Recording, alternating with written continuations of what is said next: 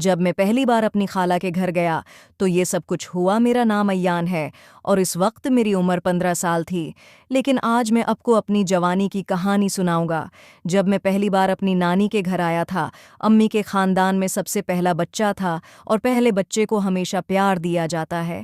یہی وجہ تھی کہ انہیں خالہ ہیں اور ماموں سب مجھے بے حد محبت کرتے تھے۔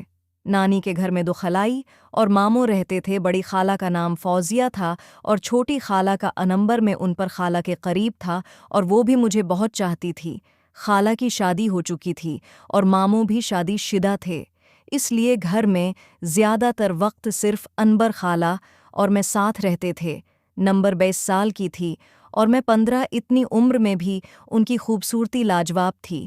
میں انبر خالہ کے کمرے میں ہی سوتا تھا اور ہم دونوں کا رشتہ بہت دوستانہ اور محبت بھرا تھا۔ ایک رات تقریباً 10 بجے میری خالہ باتھ روم جانے لگی۔ میں اپنے کمرے میں سو رہا تھا۔ واپس آ کر انہوں نے میرا ہاتھ پکڑ لیا۔ میری آنکھیں کھل گئیں، مگر میں نے سونے کا ڈرامہ کیا۔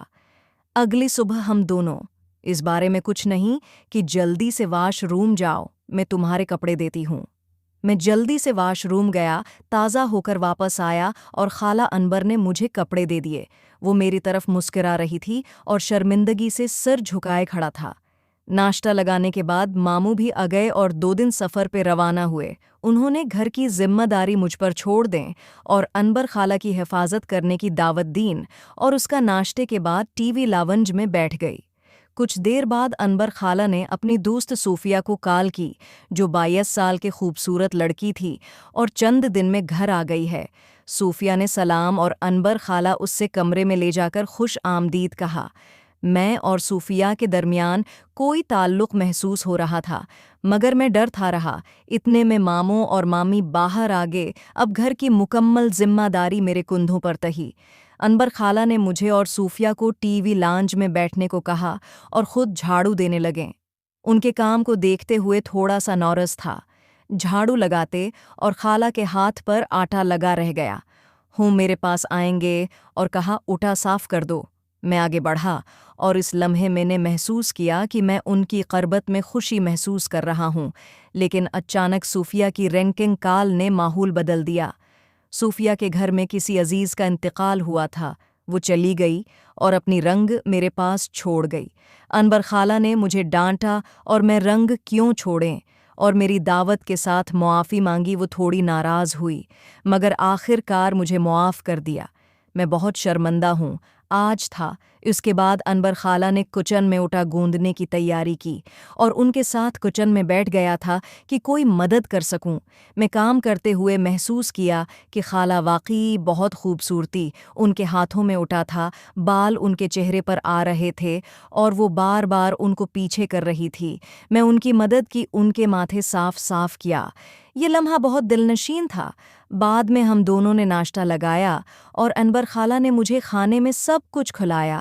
میں نے بھی ان کو دیا اور ہم دونوں نے مل کر کھانا ختم کیا۔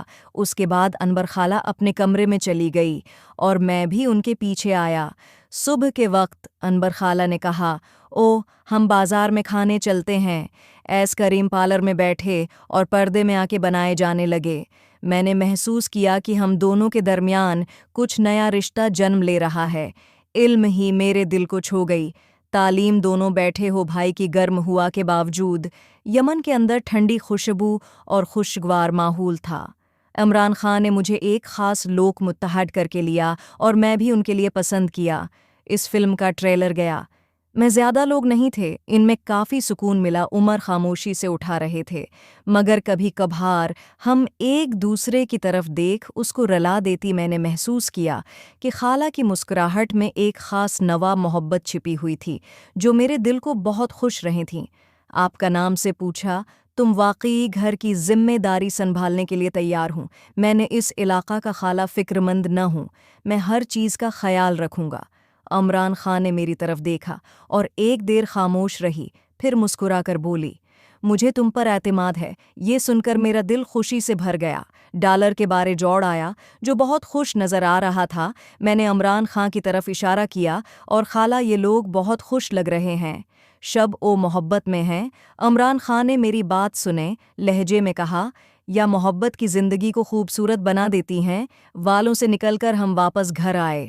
گھر میں داخل ہوتی میں نے محسوس کیا کہ عمر خالق کو زیادہ خوش نظر آ رہی تھی۔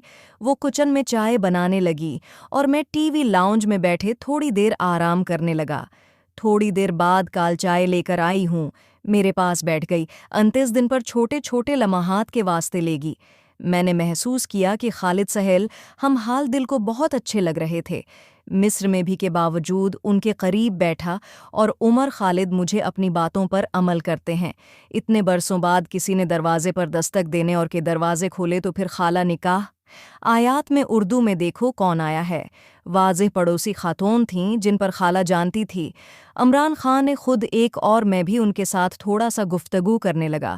کچھ دیر بعد پڑوسی خاتون چلی گئی اور عمل صالح نے کہا، آیا تو آپ نے بہت اچھا کام کیا۔ تکلیف ہے، میں نے سر جھکایا، مسکرا دیا۔ ان کی تاریخ میں دل کو بہت خوشی دے گی۔ اس دن کے بعد ہم دونوں نے فیصلہ کیا کہ چھوٹے چھوٹے لمحات کو خوشی کے ساتھ گزارنا ہے۔ میں نے محسوس کیا کہ ملالہ میرے لیے صرف ہاں نہیں بلکہ ایک رہنما اور دوست بھی ہیں۔ ان دونوں کے درمیان اعتماد اور پیار کرنے لگا۔ رات کے وقت میں اپنے کمرے میں گیا اور سوچا کہ کیسے مخالف کی ہر بات اور ہر مسکراہٹ میرے دل کو چھو رہی ہیں۔ میں نے واضح کیا کہ میں کبھی بھی ان کے اعتماد نہیں چھوڑوں گا اور ہمیشہ کا خیال رکھوں گا۔ رات کا وقت آیا، گھر میں چلا گیا۔ عمران خان اپنے کمرے میں چلی گئی تھی اور میں اپنے کمرے میں تھوڑا سا آرام کرنے بیٹھ گیا، لیکن دل کی بے چینی مجھے پرسکون نہیں ہونے دیا۔ آج کے دن کے لمحات بار بار میرے ذہن میں آ رہے تھے، لیکن ان کی باتیں دیکھا ہلکی سی مسکراہٹ کی۔